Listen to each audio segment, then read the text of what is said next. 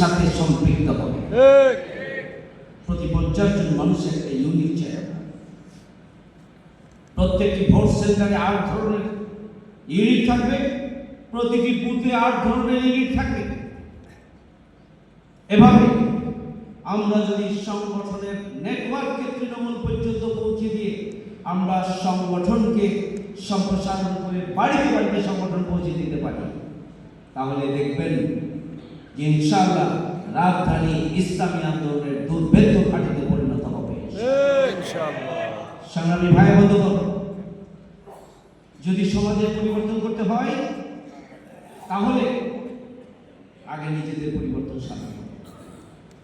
আল্লাহ রাব্বুল আলামিন বলেছেন, ইন্নাল্লাহা লা ইউগাইয়িরু মা বিকাওমিন হাত্তা ইউগাইয়িরু মা বিআনফুসিহিম। কোন জাতির ভাগ্যের পরিবর্তন ততক্ষণ পর্যন্ত সম্ভব নয় যতক্ষণ পর্যন্ত না সেই জাতি নিজেদের পরিবর্তন সাধন করছে। তাহলে আমরা সমাজ পরিবর্তন করতে চাই, আমরা রাষ্ট্রের পরিবর্তন করতে চাই, আমরা মানুষের পরিবর্তন সাধন করতে চাই। সবার আগে নিজেদের পরিবর্তন সাধন করতে হবে।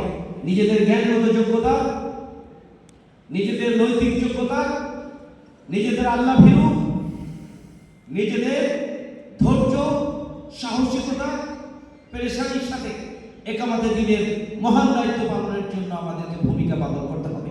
আমাদের নিজেদের ত্রুটি এবং দুর্বলতার তালিকা তৈরি করে তা থেকে নিজেকে মুক্ত করতে হবে এবং নিজেদের যে সমস্ত গুণাবলীর ঘাটতি রয়েছে সেই গুণাবলীগুলো, ইতিবাচক গুণাবলীগুলো অর্জনের জন্য আমাদেরকে নিরন্তর প্রচেষ্টা চালাতে হবে। সমাজ পরিবর্তনের জন্য সবার আগে নিজেদের পরিবর্তন সাধন করতে হবে। সংগ্রামী ভাই বন্ধুগণ, সব শেষ কথা বলতে চাই, আমাদের গণসংযোগ কর্মসূচি চলছে 25 তারিখ পর্যন্ত চলবে।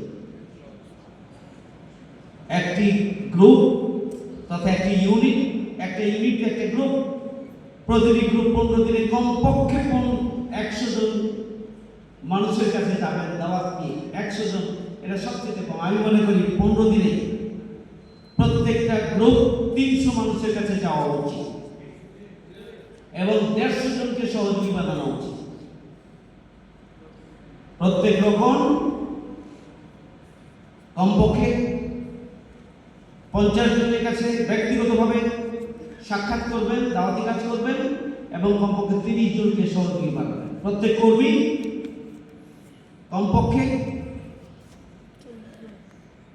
35 জনের কাছে যাবেন এবং 20 জনকে সহযোগী বানাবেন। প্রত্যেক সক্রিয় সহযোগী কমপক্ষে 15 জনের কাছে যাবেন দাওয়াত নিয়ে এবং কমপক্ষে 10 জনকে সহযোগী বানাবেন। ঠিক এভাবে যদি আমরা আমাদের প্রত্যেকটা গ্রুপ ভিত্তিক কাজ করি, আমাদের অ্যাচিভমেন্টের টার্গেট পূরণ করতে পারি, প্রত্যেক রকম যদি তার ব্যক্তিগত টার্গেট পূরণ করতে পারে, কর্মী যদি তার ব্যক্তিগত টার্গেট পূরণ করতে পারে, সক্রিয় সহযোগী যদি তার ব্যক্তিগত টার্গেট পূরণ করতে পারে, তাহলে আমি বিশ্বাস করি যে এই বছরে আমাদের যে টার্গেট, সেই টার্গেট হচ্ছে গোটা বছরে আমরা যা সহযোগী বানাতে চাই, এই 15 দিনে আমরা সেই সহযোগী বানানোর টার্গেট বাস্তবায়ন করতে চাই। এটি বাস্তবায়ন করা সম্ভব হবে ইনশাআল্লাহ।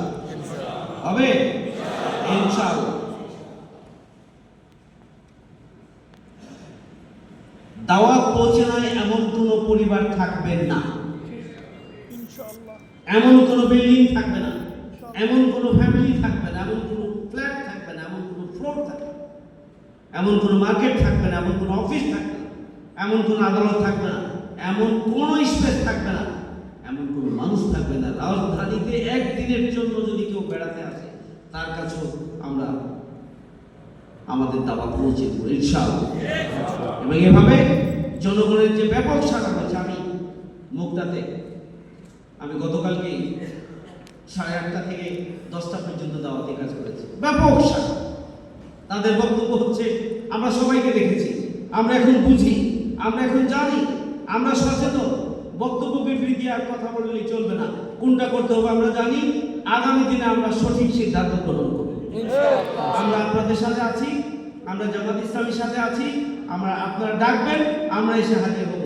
আমরা আগামী দিনে পরিবর্তন চাই, আমরা জামাত ইসলামীকে চাই। এটা কাদের বক্তব্য জানেন? সাধারণ 95% জনগণ এইভাবে কালকে স্বতঃস্ফূর্তভাবে সাড়া দিয়েছে। এটা পুরো ঢাকার চিত্র। আলহামদুলিল্লাহ বলবেন না? পুরো ঢাকার চিত্র।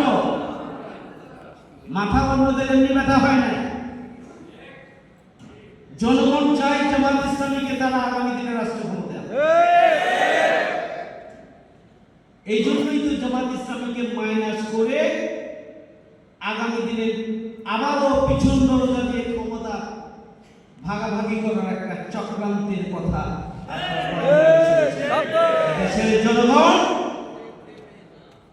18 কোটি মানুষ, 24-এর পূর্বের বাংলাদেশের জনগণের যে চেতনা, 24 পরবর্তী যে চেতনা এক নয়। সেখানে আগামী দিনে জামাত ইসলামীকে মাইনাস করার কোন চক্রান্ত এদেশের জনগণ বাস্তবায়ন হতে দেবেন না। রাজধানী থেকে সেই প্রতিবেদের সেই সংগ্রাম এবং আন্দোলন আর প্রতিবাদে আমরা প্রথম সংগ্রামী বজ্র কঠিন হাত তুলব ইনশাআল্লাহ।